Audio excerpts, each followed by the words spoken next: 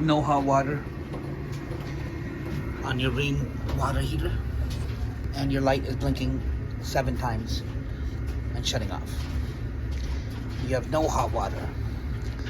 The way to fix the 7 blinks is to shut off your water heater,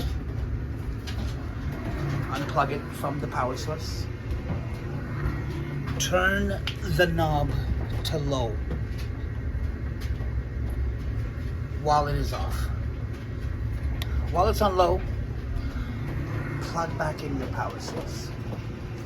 Once you plug it back in, you need to go from low to hot 7 times.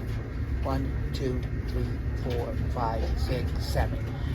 In that process, you should hear the burner turn on. You should hear a click, and this will fix your issue.